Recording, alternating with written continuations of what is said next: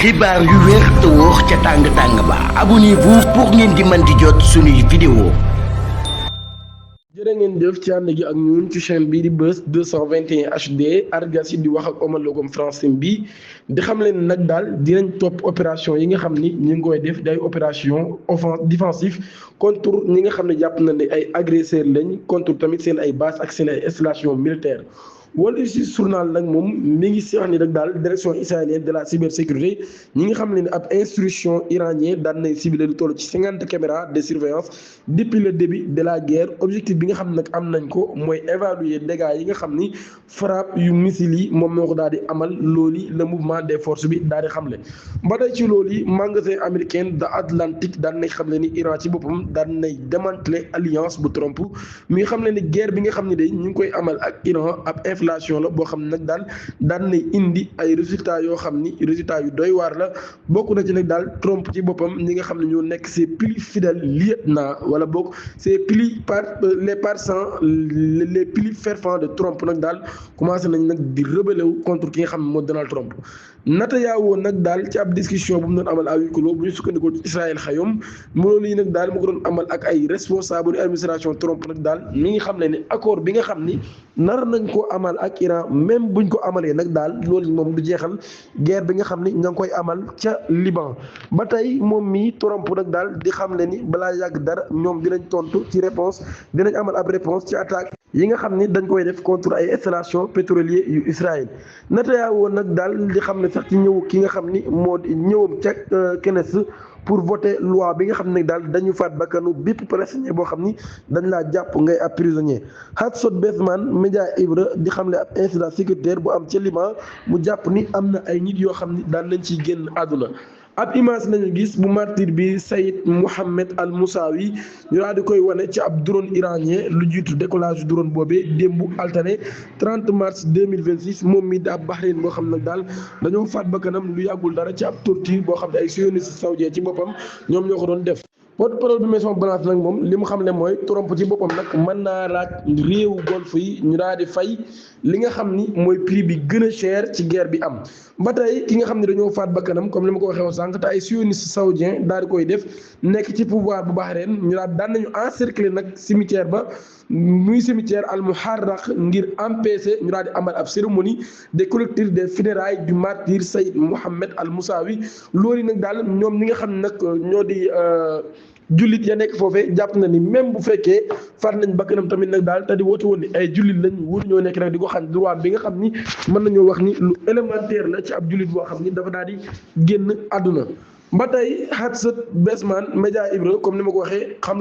ne na ab incident bu bees boo xam ni moo am ca Liban chaîne 12 Israël nag moom mi ngi xam le ni jamono ji ñi ngi construire ab base de données ci infrastructure énergétique yi nga xam ne nag daal nekk na fépp ci Iran. la Hezbollah daan nay wane ab drapeau ca Israël ci ay combat yoo xam ni daf koo gagné ci ab zone urbaine ci ville stratégique bu Kiryat ab offensif décisif la ñu daal di amal ca nord bu Israël. Hezbollah daan nay jël contrôle Kiryat Shmona ginnaaw ay violent combat yu am ba tey ci ñoom ñi ñu daal di génnee seen drapeau kon wane ndam loo xam daan nañ ko fay am chaîne israélienne Channel 13 ci boppam daan nay confirmer nag daal ay quartiers yu bëree bëri bokk na ci principal base militaire bu nekk ca zone boobee nag daal jamono ji mi ngi ci loxoy Hezbollah. Wall Street Journal nag moom di xam ne Donald Trump ci boobu nag daal mi ngi xamal ay collaborateurs am nag daal ni pare na pour jeexal guerre bi même bu fekkee dañu continuer di tëj le détroit d'Ormuz. Le président Donald J. Trump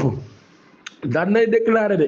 daa di xam ne daal réew yi nga xam ni mënatuñoo jot ci ab carburant pour avion dara te li ko waral mooy tëj gi ñu tëj détroit d'Ormuz bi nag daal comme Royaume-Uni nga xam ni moom dafa bañ sax ni du bokk ci décapitation bi nga xam ne ko décapité Iran mu ni am naa ñaari mbir yu ma leen di suggéré bokk na ci nag daal ñu jënd li nga xam ne moo di carburant boobee ci américains yi ci ñun wala sax nag daal ñu daal di ñëw ci numéro 2 bi muy daal di dajaloo am courage même bu fekkee yéex nañ ko def sax nag daal dem ci détroit d'Ormuz bi jël li nga xam ni moom la ñu moom mu ni nag daal war ngeen a commencé jàng nag xeexal seen bopp Amérique day du fi nekk di continuer nag daal di leen jimbali nee na nag daal ndax yéen ñii nekku leen di ñu dimbali l'Iran nag daal a été pour l'essentiel décimer la partie difficile et fait aller chercher votre propre pétrole nee na daal kon li gënoon a métti ci yëf yi defal nañ leen ko la ñu des nag yéen a koy defal seen bopp loolu yi la daan xamle garde révolutionnaire iranien moom daan nañuy xamle nag daal Shahed 136 di ab drone boo xam ni mi ngi jar $20,000 daal dinay détruire ab avion américain E3 boo xam ni $700 millions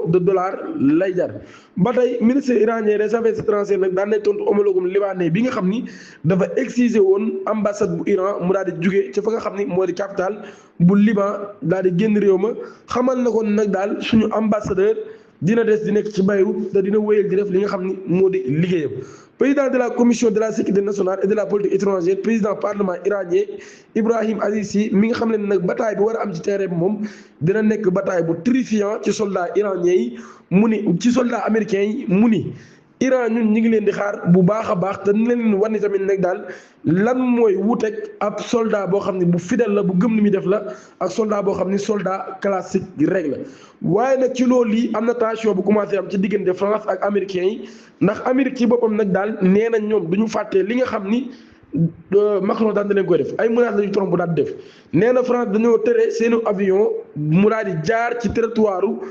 li nga xam ne moo di France ngir dem ca Israël yu fa ay armes ba tey ci loolu yi ñoom français yi noppi ñu ñàkk tontu bureau président Emmanuel Macron nag daal nee na ñoom am nañu mbetteel ci publication bu Donald Trump bi nga xam ni day critiquer ñoom le fait que bàyyiwuñ seen avion ñu jàll te waroon dem Israël mu ni France de soppeekuwul mukk ci position bi mu jël depuis premier jour conflit bi te nag France dafay des nag ci décision bi nga xam ni moom la jël média israélien daal di xam ne ab escadrille de drone kamikaze daan nay jàll ci li nga xam ni moo di ay multiples salves l'espace aérien de la Palestine occupée roquette yu Hezbollah nag daal ñooy frappé directement dans la région de Golan Haïfa Nahriya ak Safed